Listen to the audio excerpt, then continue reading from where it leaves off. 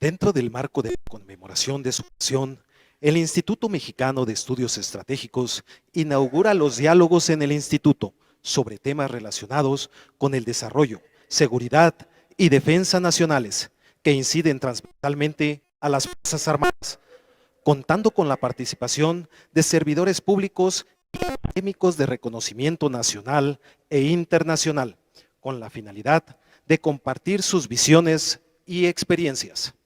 Buenas tardes a todos los que nos acompañan en esta actividad. Nuevamente, les doy la más cordial bienvenida y presento a ustedes a quienes nos acompañan en el segundo diálogo. Soberanía, seguridad y transparencia. El moderador, doctor Carlos Fernando Matute González, y nuestros invitados, doctora María Cristina Rosas González, doctor Ricardo Sodi Cuellar y senador Juan Cepeda. Antes de comenzar, me permito compartirle las siguientes indicaciones. Invito a quienes nos acompañan presencialmente virtualmente a consultar la página electrónica del Instituto y estar atento a sus actividades. Asimismo, invito a quienes nos acompañan presencialmente a mantener sus dispositivos de comunicación en modo silencio para evitar interrupciones. Me permitiré pasar al segundo moderador. El doctor Carlos Fernando Matute González es doctor en Derecho por la Universidad Panamericana, catedrático de la Escuela Libre de Derecho de Puebla, del Colegio de México, de la Universidad Panamericana, además de ser investigador honorario de la Universidad Anáhuac Campus Norte, así como de este instituto. Autor de diversos libros, entre los que destacan El Estado de las Autonomías y el Buen Gobierno, Nuevo Derecho Administrativo, en autoría con Sergio Valls, El reparto de las facultades en el federalismo mexicano, Las adquisiciones en el Estado mexicano, entre otros. Articulista de la Crónica de Hoy y El Universal, de temas de administración pública como el buen gobierno, órganos constitucionales autónomos, nueva paraestatalidad, órganos semigubernamentales, entre otros. Se ha desempeñado como titular del órgano interno de control en el Instituto para la Protección al Ahorro Bancario, director general de Recursos Materiales de la Suprema Corte de Justicia de la Nación, magistrado del Tribunal Federal de Conciliación y Arbitraje, entre otros. Cedo la palabra al doctor Carlos Fernando Matute González.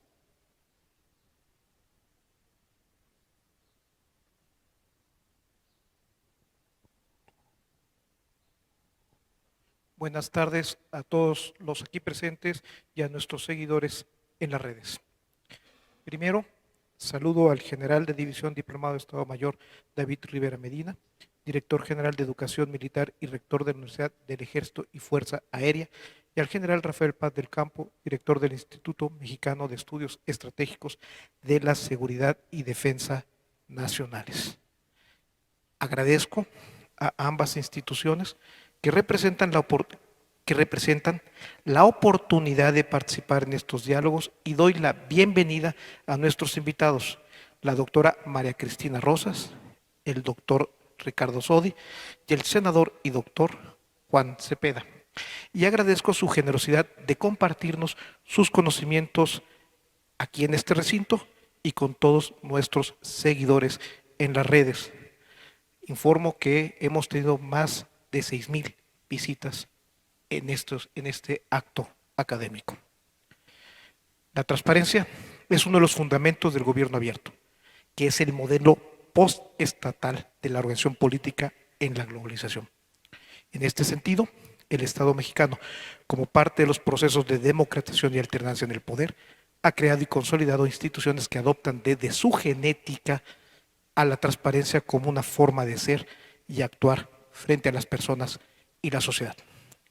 Si hacemos un recorrido por la historia institucional de la transparencia, en esta se refleja el convencimiento de que el abandono de la razón de Estado como justificación de la acción colectiva ya es una estrategia organizacional enraizada y compartida por el gobierno, así como las entidades públicas no gubernamentales y semigubernamentales y la gestión pública llevada a cabo por particulares. La transparencia, como decía la doctora Zulema Martínez en el diálogo anterior, no es una moda. El modelo de Estado transparente es la vía más efectiva para superar los graves problemas de nuestra época: la desigualdad social, el abuso del poder y la corrupción, que son tres calamidades que siempre, como los jinetes del apocalipsis, cabalgan juntas. Hoy vivimos en un mundo que retorna a modelos autoritarios como respuesta falsa a las insuficiencias de la democracia por las exigencias de mayor seguridad, que es el tema que nos convoca, y rescate a la soberanía, que es algo que nos tiene preocupados y ocupados frente a los poderes fácticos, económicos, tecnológicos y delincuenciales. Este segundo diálogo sobre soberanía y seguridad y transparencia se desarrollará en 3 bloques. En el primer bloque, los participantes nos harán favor de exponer su concepción de la transparencia desde la academia, el Poder Judicial y el Poder Legislativo. Un segundo bloque donde relacionarán la seguridad nacional en específico con la transparencia, y un tercer bloque donde nos ayudarán nos comunicarán su perspectiva de la transparencia, la seguridad y la soberanía. Estas 3 ideas se engarzan y toman gran relevancia en la proyección del Estado hacia el futuro. Aquellos que creen que el Estado está a punto de morir, creo que se equivocan en forma significativa. ¿Cómo se conserva la soberanía en un mundo globalizado? Intentaremos responderlo. ¿Cómo se garantiza la seguridad como un derecho humano fundamental, cuya existencia es la base necesaria para que todos los demás derechos no sean meras expectativas? Sin seguridad, sin una soberanía fuerte, no hay posibilidad alguna de respetar los derechos humanos en una sociedad. ¿Cómo se transita? Y es una de las preguntas que le haremos a la doctora Cristina, hacia un gobierno abierto, manteniendo los principios de la soberanía y la gobernabilidad suficientes para asegurar la convivencia pacífica, con certeza y confiabilidad en las autoridades. Explorar estos cuestionamientos es el propósito de este diálogo, y por lo tanto los invitamos a reflexionar sobre el tema desde la perspectiva de los académicos y los servidores públicos comprometidos con su circunstancia que hoy nos acompañan. Nuestra primera invitada a este diálogo es la doctora María Cristina Rosas González, quien es profesora e investigadora de tiempo completo en la Facultad de Ciencias Políticas y Sociales de la Universidad Nacional Autónoma de México. También es doctora en estudios latinoamericanos por la misma institución, maestra en paz y resolución de conflictos por la Universidad de Uppsala, Suecia. En la mañana también tuvimos un representante de su universidad, el ministro González Alcántara, es de la Universidad de Uppsala, Suecia. Cuenta con un diplomado de epidemiología analítica por la Facultad de Medicina de la Universidad Nacional Autónoma de México. Cuenta con un diplomado en diplomacia en salud global por la Escuela de Altos Estudios. Y ahora es autora y editora de un centenar de libros sobre negociaciones comerciales internacionales, así como tópicos relacionados con la seguridad nacional e internacional y la política global. Es también miembro del Consejo Consultivo de la Agencia Espacial Mexicana, miembro del Academic Council of the United States y de la American Political Science Association. Es presidente del Centro de Análisis e Investigación sobre la Paz, Seguridad y Desarrollo Olof Palme, Asociación Civil. Es ganadora en 3 ocasiones del Premio Investigación Económica del maestro Jesús Silva Herzog, y no continuaría porque aquí nos quedaríamos toda la tarde. Doctora Cristina Rosas, le agradezco mucho su presencia aquí. Sabemos que usted maneja muchos medios, está en 11 Noticias, ADN 40. Le agradecemos mucho que nos acompañe en este diálogo. Le formulo una primera pregunta. ¿Qué es el gobierno abierto? ¿Estado abierto según Oxlack? ¿Cómo se concibe la soberanía desde un modelo de gobierno abierto? Muchas gracias y le doy la palabra por 6 minutos.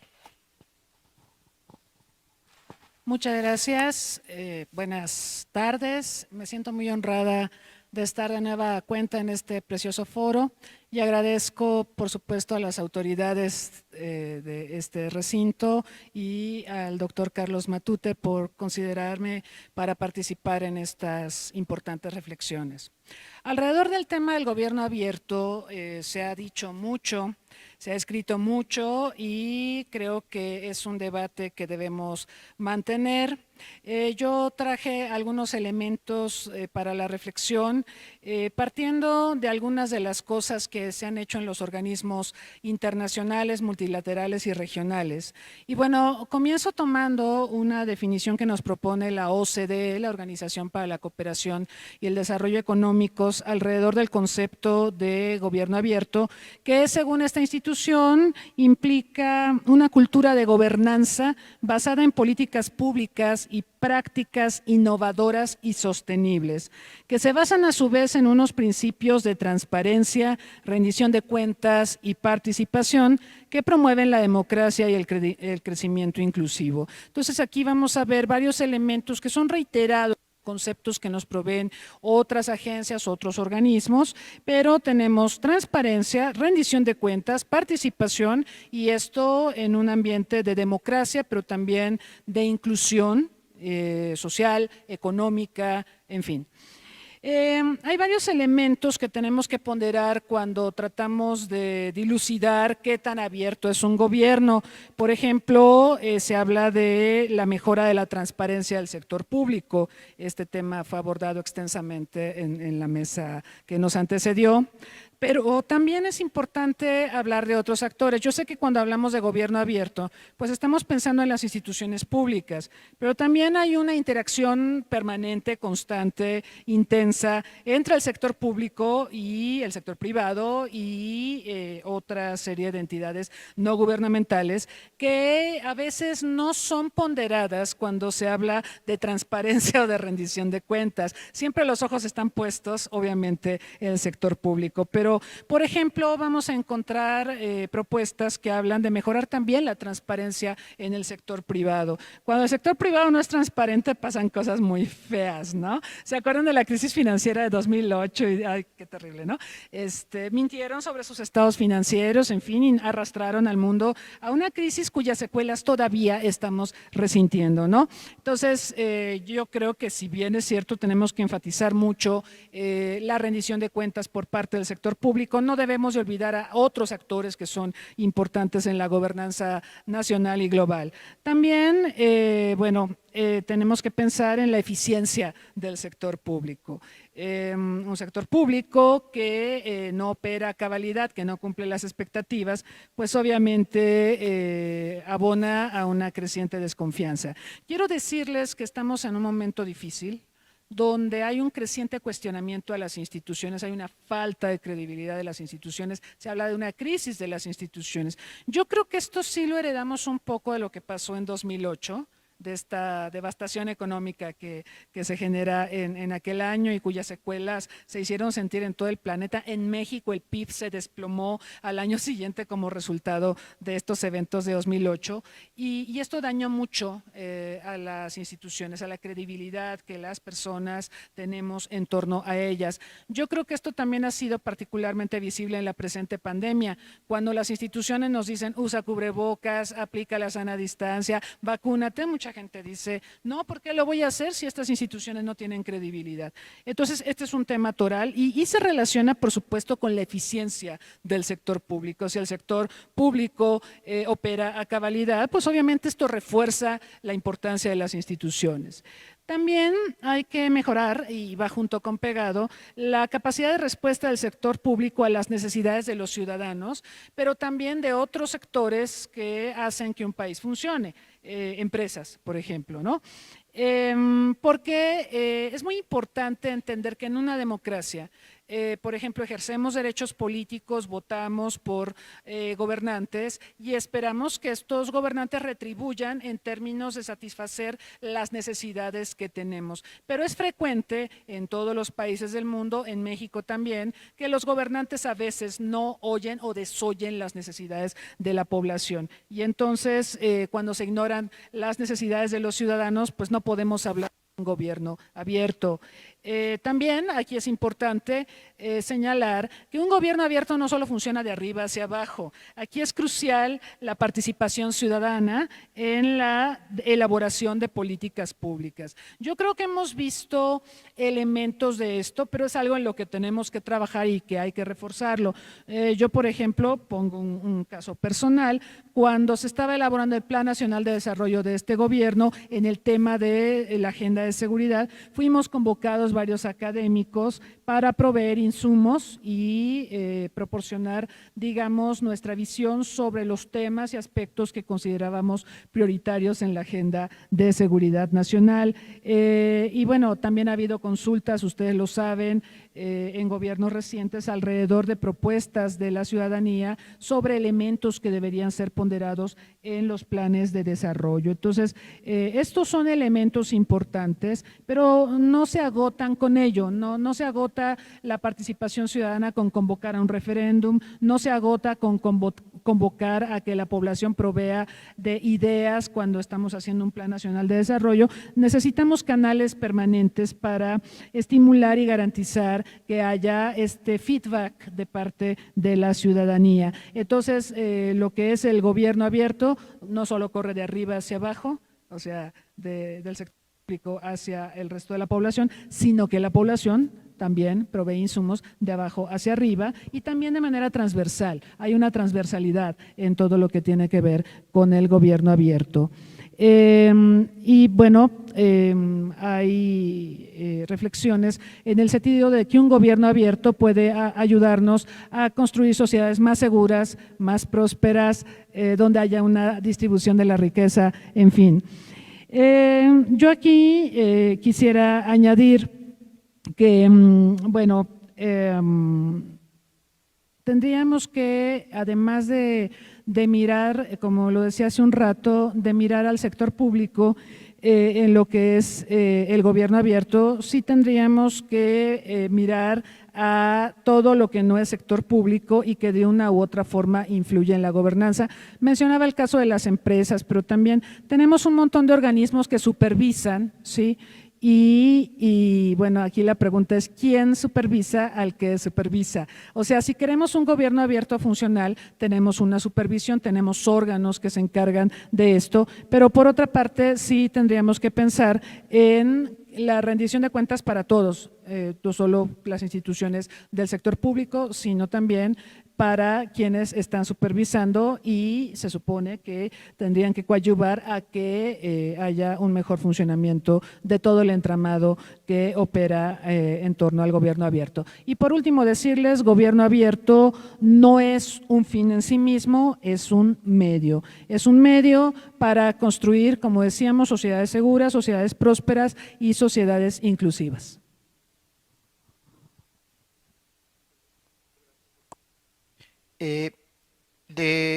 Destaco dos cosas: el monopolio de la arbitrariedad y la opacidad no es de las entidades gubernamentales, también pueden ser de los privados que gestionan lo público.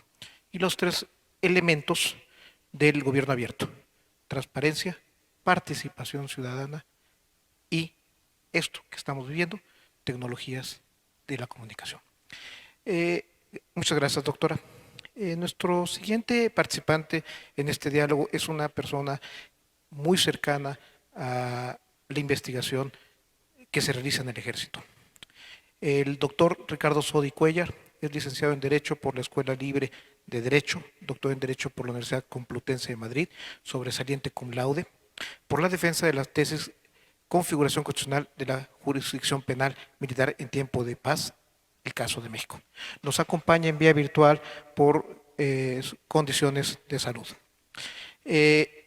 Como académico, ha sido profesor en la Universidad de Anáhuac, escuelas judiciales, el Instituto de la Judicatura Federal, Casa de la Cultura Jurídica de la Suprema Corte de Justicia de la Nación, Colegio de la Defensa Nacional y Centro de Estudios Superiores, y gran impulsor de los estudios de derecho militar en el país.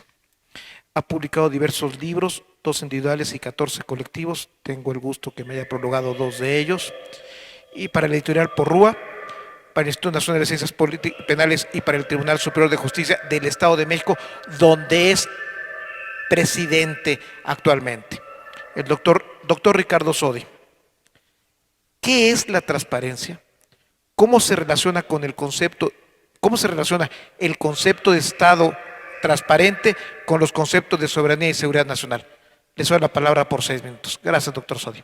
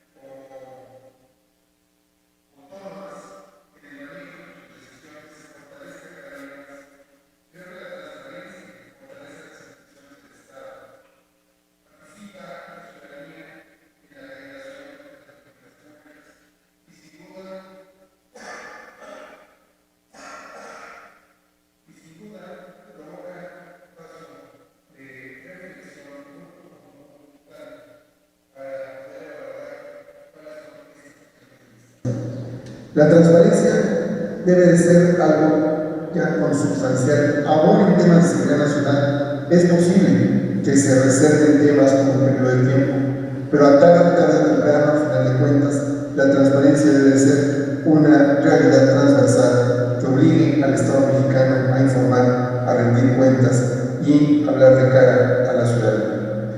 pronto esta sería mi primera reflexión, mi estimado doctor Matute. Le agradezco mucho, doctor Ricardo Sodi.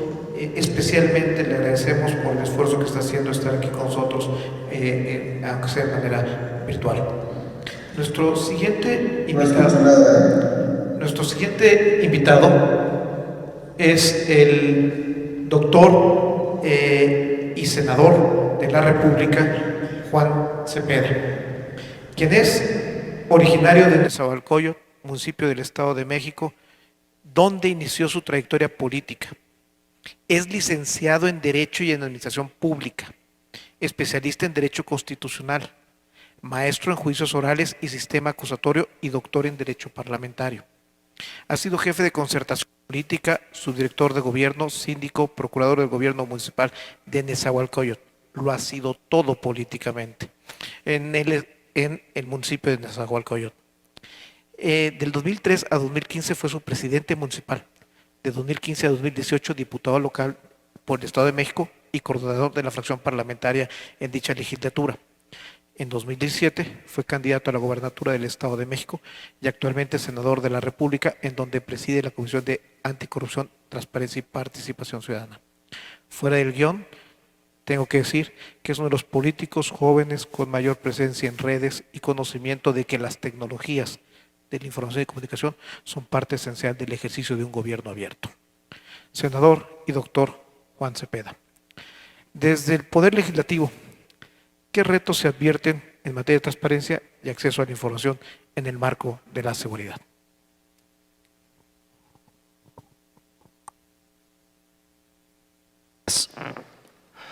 Gracias. Primero, expresar mi enorme gusto de poder compartir este espacio aquí con tan distinguidos personajes en esta etapa que le han llamado diálogos en el instituto, y este segundo diálogo particularmente soberanía, seguridad y transparencia.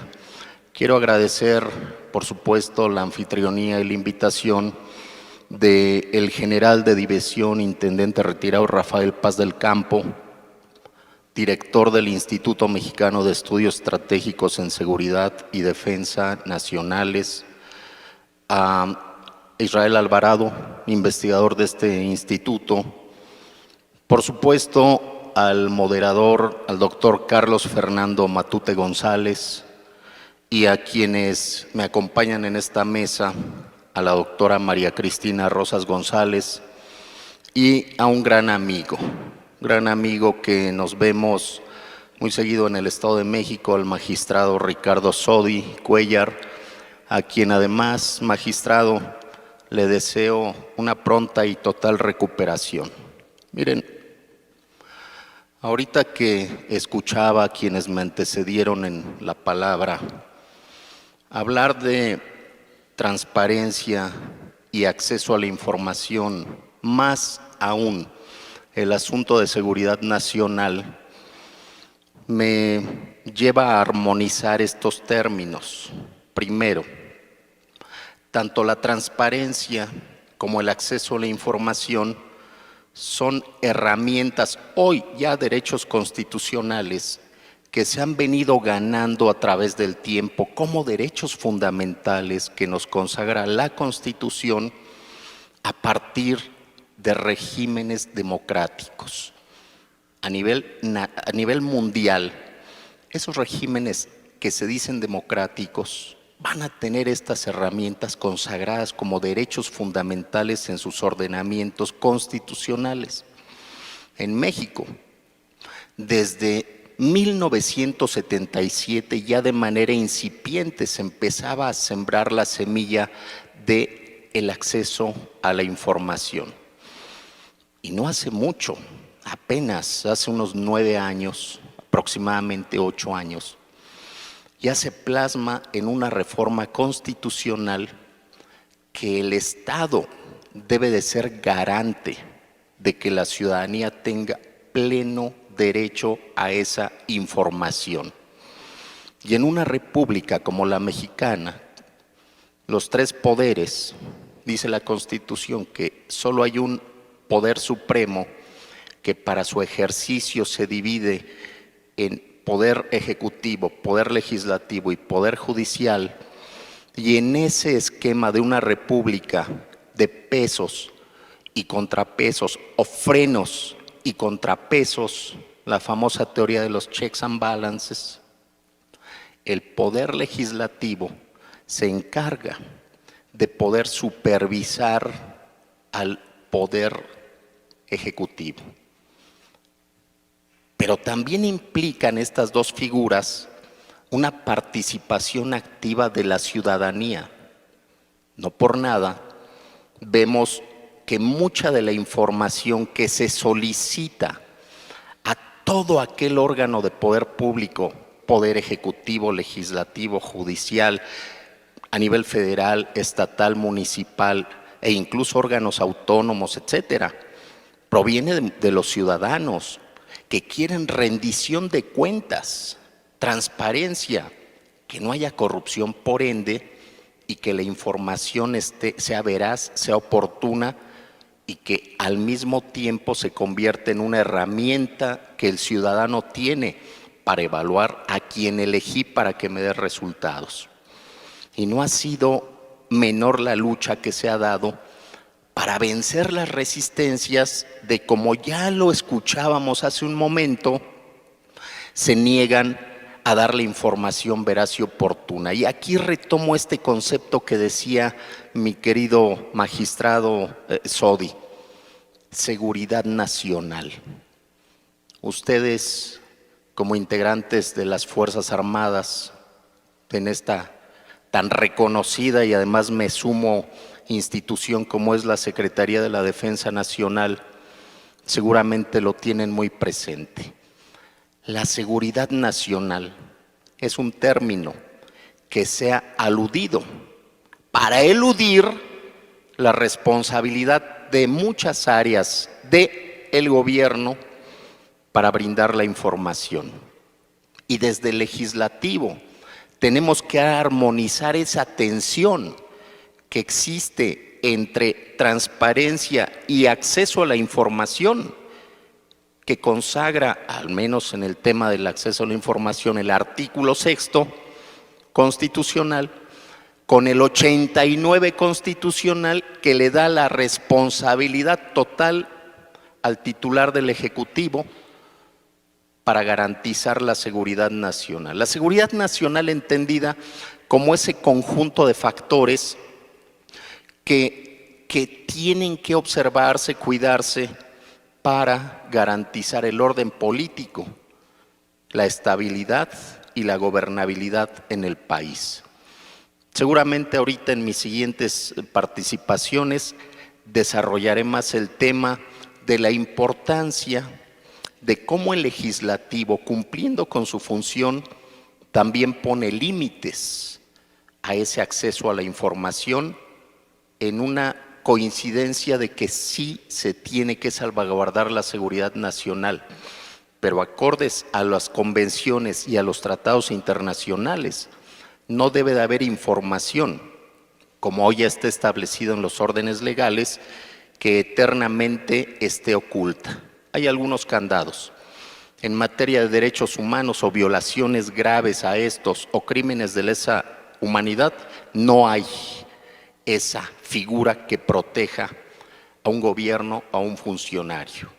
Pero cuando se aluden claras razones de seguridad nacional, hay un límite de 5 años que se puede prorrogar otros 5 años. Es decir, esta corriente mundial de que haya una mayor transparencia y acceso inmediato a la información, seguramente pronto lo vamos a estar viendo también en nuestros ordenamientos legales. Como primera participación lo dejaría ahí, maestro.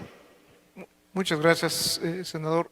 Muy claro y sobre todo que se vincule usted directamente la necesidad de que la seguridad nacional no se emplee como excusa para ser opacos. Doctora Cristina Rosas González, ¿cómo se relacionan la transparencia en la concepción de seguridad nacional dentro de un mundo globalizado y regionalizado con base en tratados internacionales como el TEMEC, Esto es muy importante, creo, para nosotros. Y les doy la palabra, doctora, por 6 minutos. Cronos es un dios que se comía a sus propios hijos. Es un tema muy extenso, es un tema que me fascina, que he trabajado intensamente al paso de los años. Yo quisiera dividir mi respuesta primero en lo que vemos a nivel internacional, las tendencias globales, en la relación entre tratados comerciales y seguridad internacional, y luego entrar al plano mexicano. Bueno, decirles que ha cambiado mucho la tónica de las negociaciones comerciales. En los años 60 del siglo pasado, la situación más importante en los tratados comerciales era el desarme arancelario, todo se centraba ahí. Hoy estamos en 2021, los tratados comerciales sí tratan temas comerciales, pero mayormente se dirigen a temas no comerciales, derechos laborales, medio ambiente, corrupción, democracia. El TEMEC tiene eso, ¿sí? El TEMEC, el Tratado de Libre Comercio entre México, Estados Unidos y Canadá, contiene disposiciones laborales, que fueron muy controvertidas en su negociación, como recuerdan, disposiciones en materia ambiental, disposiciones de lucha contra la corrupción, ¿sí? Y, por supuesto, esto habla de una invasión de los temas comerciales sobre temas no comerciales, que son tremendamente importantes para la seguridad. Quiero referirme en el plano multilateral porque es el referente, y ustedes saben que México es signatario de tratados internacionales que cuando los escribimos los convertimos en ley a nivel nacional, acuñamos toda la legislación, convertirlos y traducirlos en normas que nos rigen a nivel nacional y también respecto a nuestras relaciones con el mundo. En el caso de lo que fue la ronda de Uruguay de negociaciones comerciales multilaterales del GATT, que posteriormente dio paso a la Organización Mundial del Comercio. En aquella negociación de la ronda de Uruguay, recordamos disposiciones que enfatizaban la importancia de hacer excepciones al libre comercio por razones que podríamos considerar de seguridad nacional y que son razones ampliamente subjetivas, razones por las que tú puedes suspender el tratamiento comercial preferencial que le otorgas a otras naciones, incluyen, por ejemplo, preservar la salud, la vida de las personas, preservar la moral pública, cuidar el medio ambiente, etcétera, pero esto es muy discrecional, sí, porque dentro de los acuerdos de la ronda de Uruguay no tenemos una definición clara sobre la seguridad y, por otro lado, cómo se le vincula con restricciones al comercio por razones de seguridad. Quiero citar rápidamente un caso que conocemos mucho, que ha sido muy comentado, el de Sudáfrica. Sudáfrica decidió no cumplir con las disposiciones en materia de propiedad intelectual en el caso de medicamentos y antirretrovirales, según lo dispuesto por la OMC, por este acuerdo de derechos de propiedad intelectual relacionados con el comercio, porque Sudáfrica tiene un problema muy grave de VIH. Alrededor de la tercera parte de su población es seropositiva. ¿Qué significa esto? Que la tercera parte de su población puede morir por una enfermedad si no tiene acceso a antirretrovirales. ¿Qué hizo el gobierno de Sudáfrica? Ignorar las normas de comercio internacional y adquirir antirretrovirales genéricos de India. Entonces Pfizer, multicitada ahora con la pandemia, y otras grandes corporaciones se le echaron encima a Sudáfrica, demandaron al gobierno sudafricano, al de India, por el uso de genéricos y por el uso de licencias obligatorias, porque de esta manera India podía proveer. Recuerden que el sistema de salud de India es precario, no tiene dinero para comprar las fórmulas de Pfizer de sus antirretrovirales, que son carísimos. Entonces recurrió a antirretrovirales que son más baratos, se los compraba India, y entonces demandaron las farmacéuticas, pero lo que definió este caso a favor de Sudáfrica y de India fue que se invocaron razones de seguridad nacional. Se dijo, si Sudáfrica no da antirretrovirales a la población, la tercera parte de mi población va a morir. Ese es un ejemplo, ¿sí?, de cómo se vincula el comercio con temas de seguridad nacional, y como pueden ver, el nivel de complejidad es enorme, ¿no? Entonces, teniendo eso en mente, regreso al caso del TEMEC. Ustedes saben que Donald Trump, cuando llega a la presidencia de Estados Unidos, él postula que el comercio internacional ha sido desfavorable para Estados Unidos y asume que las prácticas comerciales de sus socios, incluso sus socios más cercanos como México y Canadá en el antiguo Telecán, lesionaban a los intereses y a la seguridad nacional de Estados Unidos. Por eso Donald Trump decretó guerras comerciales, no solo contra China, sino contra todos sus socios. Nos amenazó con lo del acero, impuso un montón de sanciones económicas a todos porque para él había prácticas desleales de comercio que afectaban a la seguridad nacional de Estados Unidos, y eso fue la pauta para que nos obligara a firmar el TEMEC. Tuvimos que entrarle a la negociación del TEMEC porque da la casualidad que es nuestro principal socio comercial e inversionista. Y entonces el TEMEC se negoció sobre una posición de fuerza, sobre el deseo de Estados Unidos de que este tratado fuera como esperaba Estados Unidos en función de sus intereses particulares. Es muy difícil negociar así. México reconoció, Canadá también, que si bien es cierto, teníamos que actualizar el Telecán, pues también esto debió de haberse hecho de otra manera, las formas no nos gustaron. Al final lo hicimos, al final tuvimos el TEMEC. El TEMEC sí incluyó temas como corrupción, sí está dentro del TEMEC, sí se percibe por parte de los miembros del TEMEC que alguien incurre en prácticas de corrupción, entonces ahí se van a suspender los privilegios de libre comercio y sobrevendrán sanciones, ¿sí? Hay otro rubro del TEMEC, y con esto termino, que llama mucho la atención, hablando de que Estados Unidos hizo el TEMEC a modo y de cómo nosotros, México y Canadá, nos tuvimos que ajustar. El tema China. El TEMEC es un tratado anti-China. Hay una cláusula que dice que si México o Canadá negociaran un tratado comercial con un país que no tiene una economía de mercado, por supuesto hay varios países que no tienen economía de mercado, Vietnam no tiene economía de mercado, pero obviamente no se está refiriendo a Vietnam, se está refiriendo a China, que como miembro de la OMC ingresó como economía de no mercado. Entonces dice el TEMEC, y esta cláusula está ahí, si México o Canadá deciden suscribir un tratado con un país que no es economía de mercado, Estados Unidos se reserva el derecho de retirarse del TEMEC, ¿correcto?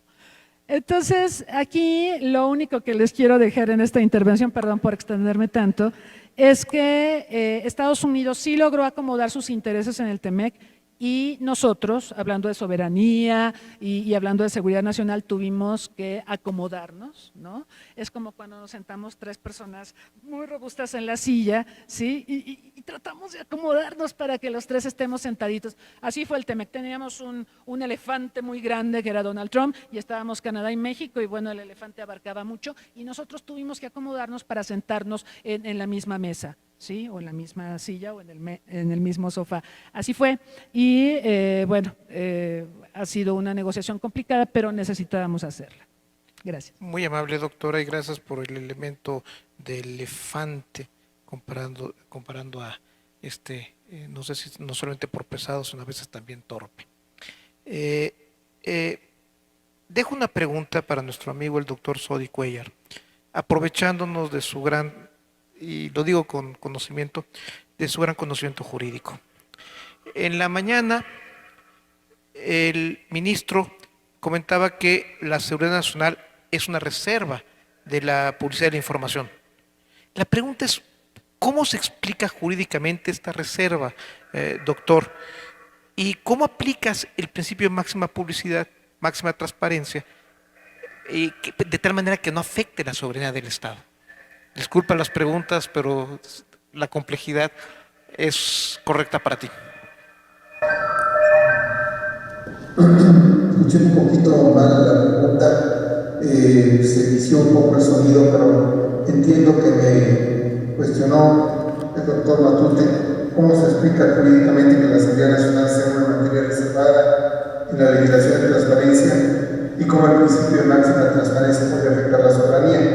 Entiendo que ese es el tema, ¿no es así? Si así lo fuera, yo creo que un Estado se fortalece en la medida en que sus instituciones actúan con transparencia, no al revés. El concepto de la soberanía es un concepto que debe de evolucionar, es un concepto que tradicionalmente ha evolucionado y que ya no podemos tener el mismo concepto de soberanía clásica arcaica, sino que ahora el concepto de soberanía se sustenta en la vigencia plena de un Estado de Derecho y en la fortaleza de sus instituciones. Y una de las formas de fortalecer a sus instituciones es precisamente a través de la transparencia y con un marco jurídico total y absolutamente predecible y que responda a las necesidades cambiantes del mercado internacional, sin duda, y de las necesidades de los mercados que tiene México.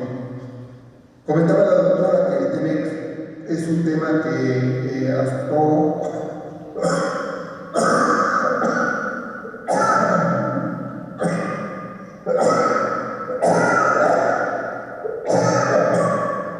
o bien cuestionó más que afectó ciertos criterios y razonamientos con temas de soberanía. Yo creo que no debemos de ser tan exagerados en el tema de la soberanía al estilo siglo XIX. Debemos de superar esos síndromes de una soberanía a ultranza, un nacionalismo a ultranza, que nada nos lleva. Tenemos que ser prácticos y modernos con las necesidades de un mundo globalizado, que no nos da otra opción más que el manejo absoluto de una transparencia institucional que favorece la construcción de un Estado sólido de derecho, donde los inversores nacionales y extranjeros conozcan con plenitud de información, de datos, de acceso a esa información, cuáles son sus mejores opciones para salir adelante en sus proyectos económicos y comerciales.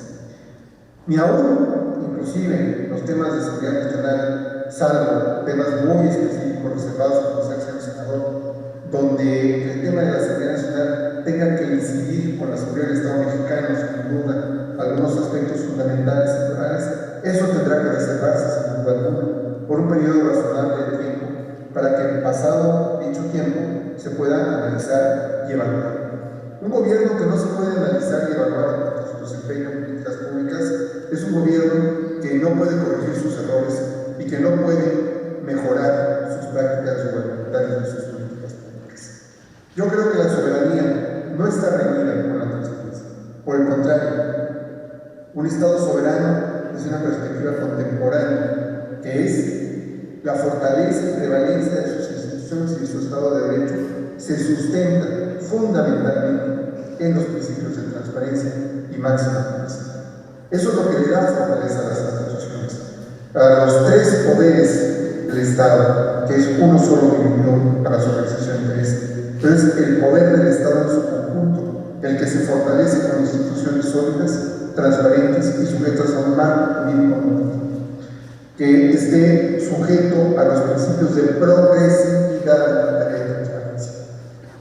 Lo que comentaban del caso de Sudáfrica con la India, bueno, me parece fundamental. Cuando hay una decisión de esa naturaleza, habrá que tomarla, habrá que reservarla, porque es la supervivencia del Estado mismo que afecta aspectos medulares de su población.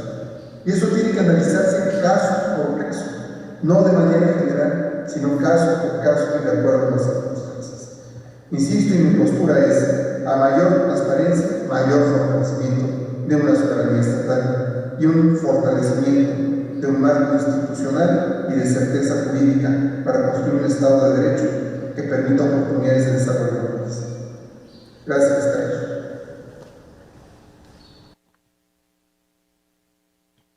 Al contrario, doctor, gracias por recordarnos que la excepción de seguridad nacional es eso, excepcional, y que en último caso la transparencia fortalece a la soberanía del Estado. Yo aquí también, aprovechando un poco la presencia del senador Juan Cepeda, yo sí quisiera hacerle una pregunta directa sobre el Parlamento abierto, que es una buena práctica que integra la participación ciudadana y transparente el proceso legislativo. Pero la pregunta es, ¿cómo se concilia la soberanía depositada en la Cámara de Diputados, en el Congreso de la Unión y la Cámara de Senadores, que es el concepto que expresa la representación nacional, con esta idea de Parlamento abierto? ¿Se renuncia a esta representación nacional? ¿Y cómo se evita que el proceso legislativo sea capturado por intereses minoritarios, inclusive lobistas, que puedan poner en riesgo eventualmente a la seguridad nacional? Les doy la palabra por 6 minutos. Gracias, doctor. Primero, en efecto, a partir de hace poco tiempo relativamente, se está aludiendo a este término en el Congreso de parlamento abierto. Un término que desde mi particular punto de vista no aplica en su totalidad a lo que hace el Congreso, llámese la Cámara de Senadores o la Cámara de Diputados, porque un parlamento abierto en estricto sentido significa predicar con el ejemplo y hacer lo que consignamos en leyes, es decir, no solamente un foro donde se escuchan a las distintas voces de la sociedad, desde especialistas, desde sectores, nosotros mismos como legisladores o el proponente de la iniciativa de reforma constitucional o legal. Parlamento abierto significa abrir todo. ¿Qué presupuesto tienes? ¿Cómo lo ejerces cada legislador? ¿Qué es lo que hace tu micrositio que esté actualizado? Es decir, que esté todo abierto. El Parlamento, esa figura que alude a donde se reúnen a deliberar, a parlamentar, como ocurre en las democracias europeas, que aquí no tenemos un sistema parlamentario, pero tenemos la figura similar que es el Congreso, pero hemos definido Parlamento abierto a esos foros de discusión donde se invita, como decía, a especialistas, a sectores, a investigadores, etcétera. Y en este aspecto fundamental hay que seguir impulsando estos ejercicios. Hay evidentemente un rezago entre lo que ocurre en el foro y lo que se consigna en lo que aprobamos como reforma o como ley. Y ese es un reclamo justo, legítimo, de quienes en su momento se les invita a participar y que llegan con propuestas legítimas, reales, coherentes, y no lo ven consignado en el cuerpo normativo. Y esa es la respuesta a esta segunda parte de la pregunta. El Poder Legislativo debe de actuar con mucha responsabilidad sobre qué es lo que legisla sin que se descalifique esas opiniones de los expertos. Y ejemplos en la historia hay muchos. Uno, relativo a ese concepto de seguridad nacional, tiene que ver con un suceso que cambió las relaciones internacionales y el concepto de seguridad internacional a nivel global. El atentado a las Torres Gemelas el 11 de septiembre del 2001, donde después del suceso se evidenció que el Estado norteamericano, que las entidades responsables de la seguridad se habían negado a abrir los protocolos de seguridad nacional. Y ahí se abre un debate de decir, espérame, ¿a poco el gobierno en turno tiene la verdad absoluta sobre los protocolos que implementa para garantizar esa seguridad nacional? ¿Y a poco no hay especialistas, investigadores, gente con experiencia que nos mueve? Lo que ahorita se comentaba, la genuina razón de Estado de que tengamos seguridad nacional, pues nos involucra a todos. Y ese es el debate. ¿Cómo el Congreso puede utilizar estas opiniones para que esos elementos consignados como seguridad nacional nos permitan tener acceso a una mayor información en el entendido? Pues que si el Poder Legislativo, y hablo aquí sí como parte del Poder Legislativo, no tenemos todos los elementos, ¿cómo podemos nosotros saber en qué situación está nuestro esquema de seguridad nacional? Con eso concluiría esta parte, doctor.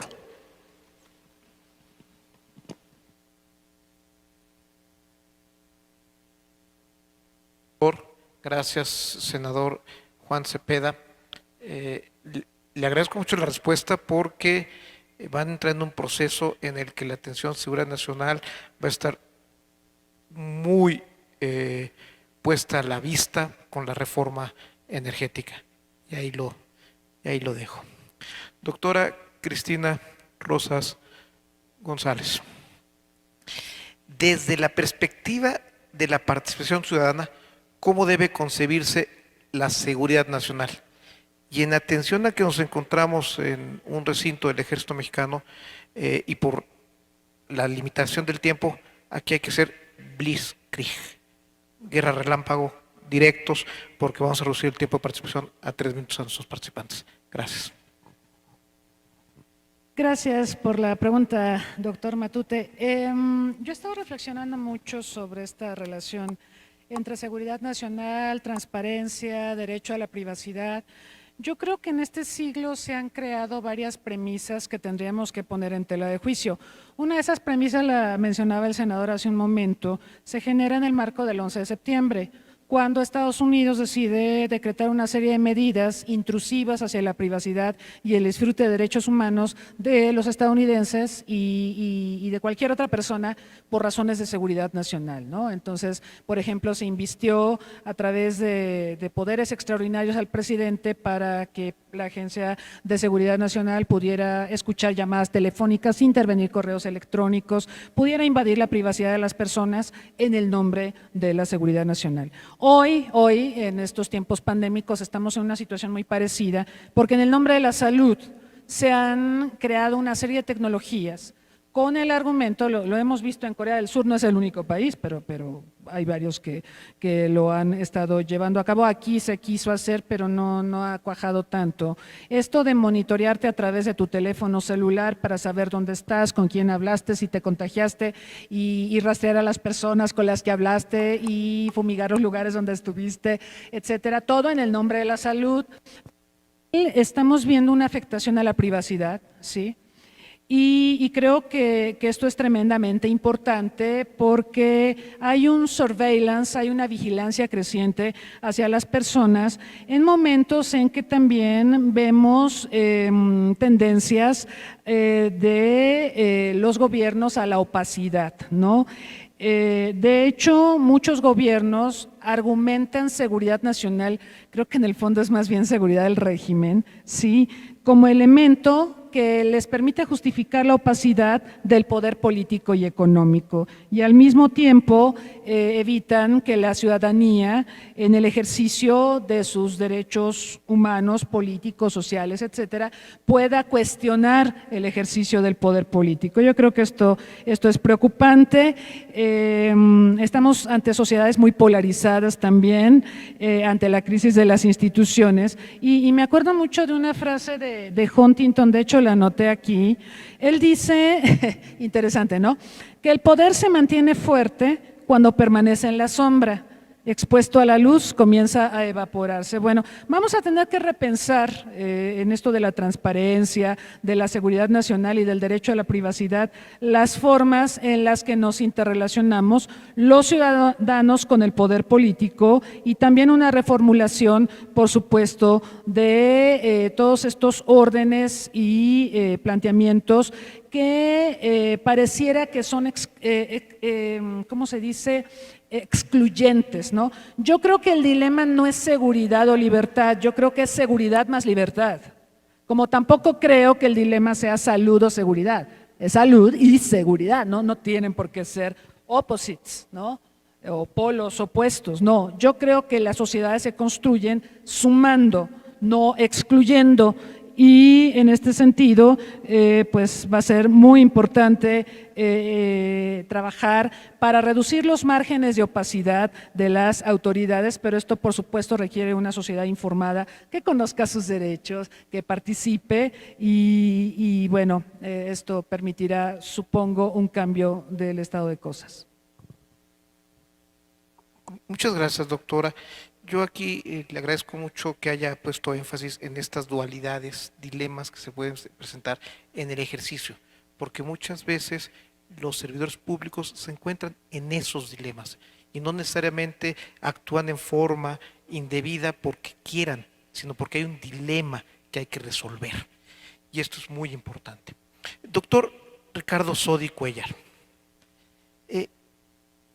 ¿cómo fortalecer la seguridad nacional en un contexto de mayor transparencia de la gestión pública? Le cedo la palabra por 4 o 5 minutos. 3 minutos.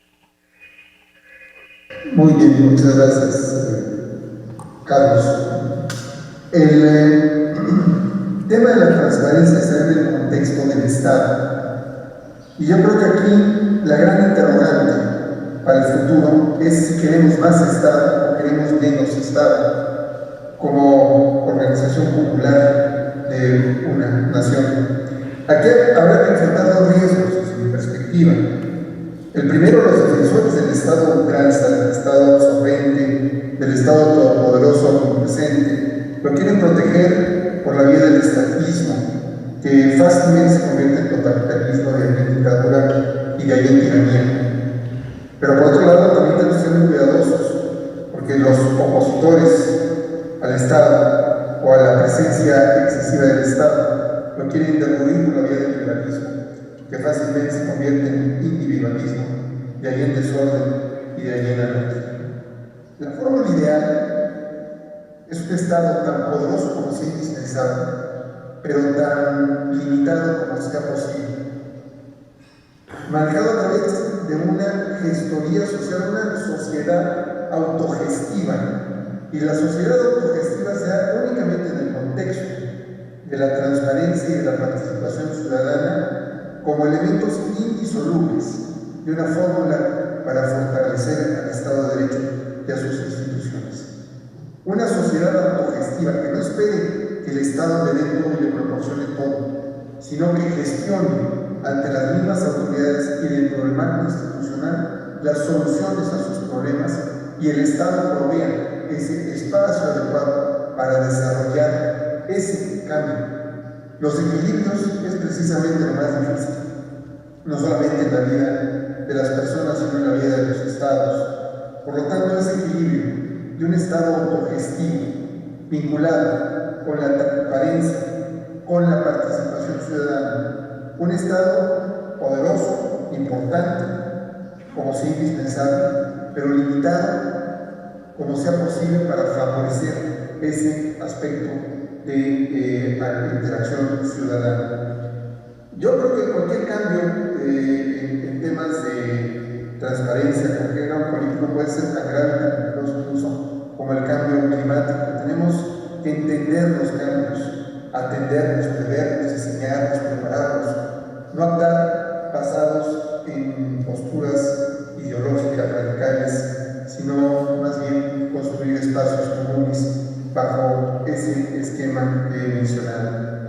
Sin duda, el reto que tiene el Estado mexicano desde una perspectiva de seguridad nacional es construir ese Estado necesario que todos deseamos, un Estado fuerte, sólido, institucionalmente válido, que se sustente en una ciudadanía participativa y autogestiva. La sociedad autogestiva sería prácticamente mi conclusión para el tema de seguridad, de transparencia, seguridad nacional, una sociedad autogestiva, que se interese por los asuntos de su país, que se interese por la conducción de los asuntos públicos, y un Estado responsable, que sepa dosificar la información que sea necesario reservar, pero abrir plenamente la información que sea necesaria para fomentar esos espacios de autogestión colectiva que hoy se dan naturalmente en todas las sociedades civilizadas del mundo. Muchas gracias, estimado Carlos. Al contrario, doctor, magistrado presidente, le agradecemos mucho sus palabras porque nos recuerda que hay que ser muy cuidadosos. El Estado es un espacio de diálogo. El Estado no es igual a gobierno. Y para que un Estado exista tiene que haber un gobierno con una sociedad dialogante. Y esto también lo señala la doctora Cristina Rosas. Y ahora, en este diálogo que estamos comentando, pues le cedo la palabra al senador Juan Cepeda para que nos diga cuál debe ser el papel del Senado, que es el representante de esta sociedad en la garantía de la transparencia y acceso a la información. Le cedo la palabra, seamos breves, ya me está indicando que tenemos poco tiempo. Gracias.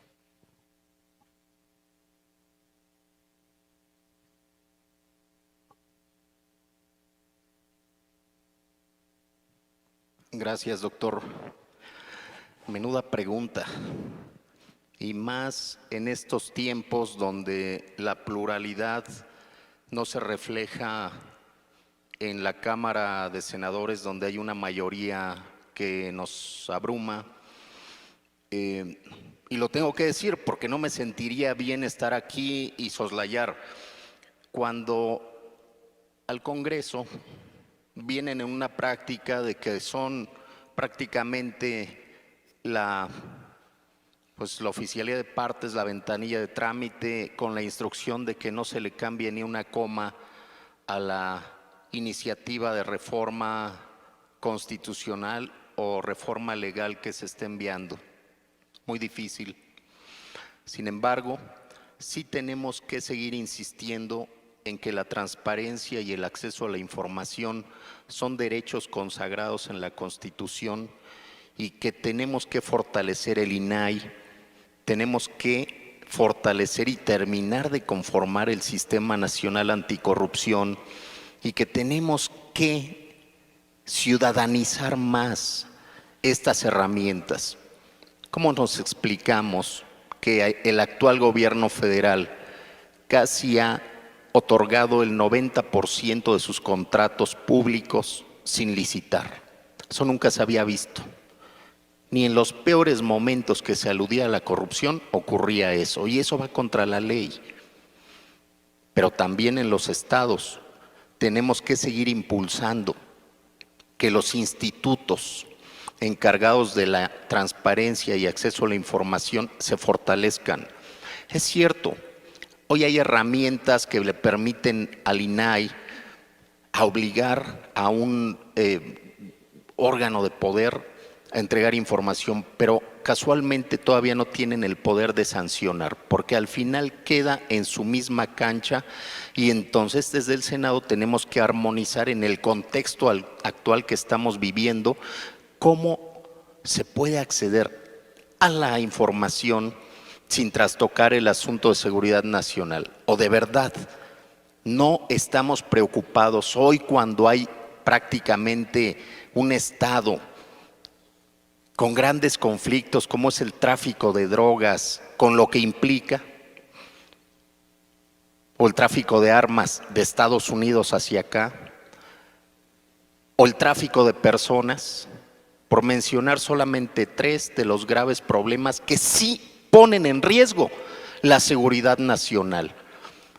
Pero que volteamos y decimos, ¿cuál es la estrategia? ¿Qué se está haciendo? Que no nos vaya a ocurrir como en Estados Unidos, que cuando ocurrió la desgracia, dijeron, oye, pues es que no transparentabas nada, pues no tenías estrategia o tu visión de seguridad nacional estaba equivocada. Estos diálogos, estas mesas nos tienen que llevar a la reflexión de que hace falta mucho en el país.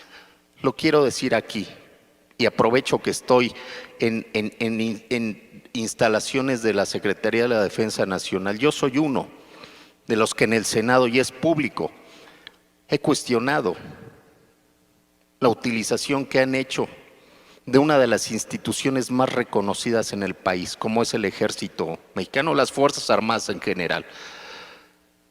Para mí resulta humillante que lo saquen con la instrucción de que no responda a ninguna agresión. Y esas escenas donde les han quemado las puertas de cuarteles o agresiones a los militares, eso no lo puedo, yo no lo puedo permitir. En un Estado democrático no lo puedo permitir. A mí me indigna. Y yo les reconozco a ustedes, a las Fuerzas Armadas, su disciplina, porque solamente están acatando órdenes. Pero me indigna que también los pongan a construir aeropuertos, repartan juguetes, anden entregando medicinas, hagan bancos, hagan todo. No, por eso digo que la transparencia y el acceso a la información ligado con la seguridad nacional, hoy más que nunca en nuestro país, es una urgencia. Porque esto que acabo de relatar es el claro ejemplo de cómo ese término de seguridad nacional, a veces mal entendido, no supervisado, no transparente, puede dar malos resultados. Gracias, doctor. Senador, le agradecemos mucho su honestidad y palabras directas que nos acaba de pronunciar. Yo, en términos de que ya estamos cerca de el final de la transmisión, porque quiero comentar que además de el público que aquí nos acompaña físicamente, hay mucha gente en las redes que nos está siguiendo y afortunadamente un público muy amplio. Uno de los fundamentos de la transparencia, yo puedo concluir de lo que comentábamos, es que las entidades públicas deben abrirse al escrutinio de cualquier persona. Esta obligación exige que quienes operan en un ámbito público estén dispuestos a escuchar y razonar la crítica para que este ejercicio provoque la mejora de la actuación. La transparencia es hija del pluralismo político, que contrario a lo que sostienen algunos teóricos del autoritarismo, genera mayor gobernabilidad, como lo decía el doctor Sodi, y seguridad. La opacidad y secrecismo genera exactamente lo contrario, menor seguridad nacional. La soberanía se defiende mejor cuando hay en la acción gubernamental la seguridad que proporciona la legitimidad democrática. Y en esto el ejército ha sido ejemplo de lealtad a las instituciones. El avance de la transparencia ha sido real, medible, en diversas instituciones del Estado mexicano, y eso fortalece la soberanía porque consolida a los gobiernos como instancias abiertas al escrutinio ciudadano. Nuestros invitados dialogaron, se abrieron y expresaron con sinceridad, honestidad, sus ideas. Y eso se agradece porque es uno de los propósitos del instituto, vincularnos con instituciones académicas de prestigio y académicos de prestigio para aumentar la reflexión sobre la materia de seguridad y defensas nacionales. Estoy seguro que los puntos de vista que aportaron son valiosos para los aquí presentes y para quienes nos siguen en las redes.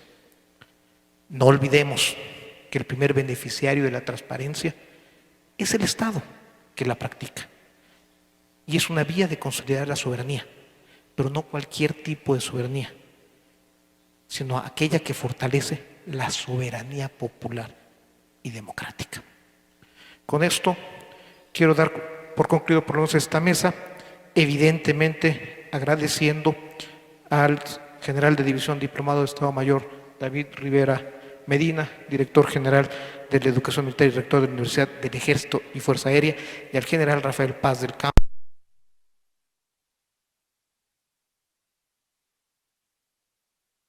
su apertura a estos diálogos con la sociedad que nos va a permitir reflexionar y cumplir con los objetivos del Instituto. Sobre la palabra, señor capitán.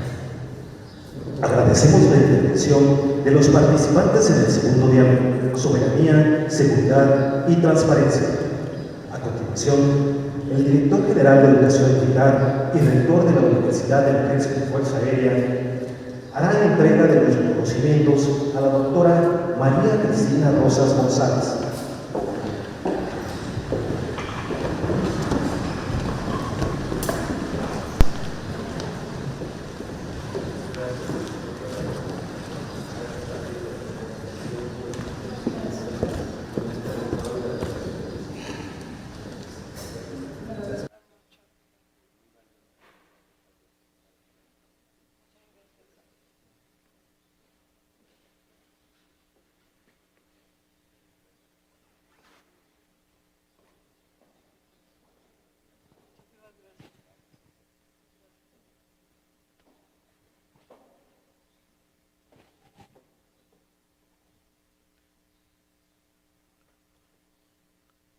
Al doctor Carlos Fernando Matute Gudiño, así como al senador Juan Cepeda.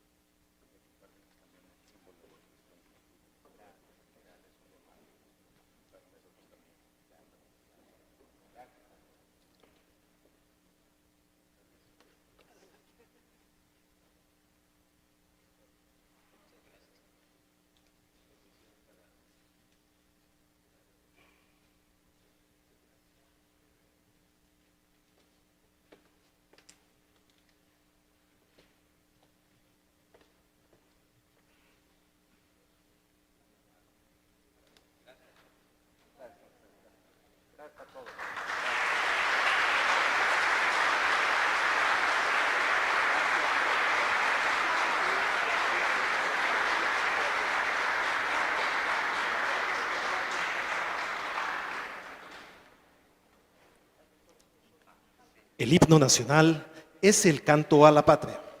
Agradecemos a los presentes ponerse de pie para entonar las vibrantes notas de nuestro himno nacional.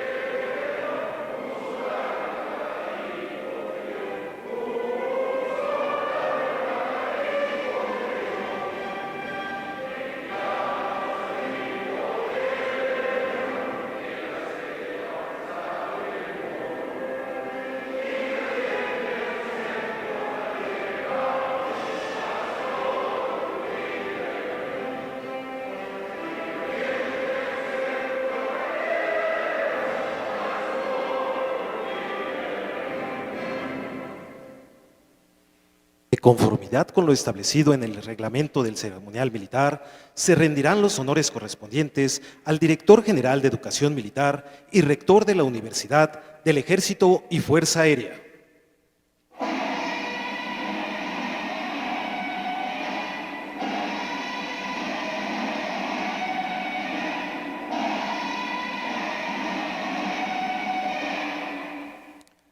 Damos por terminado estos primeros diálogos en el instituto, agradeciendo la presencia de todos y cada uno de ustedes.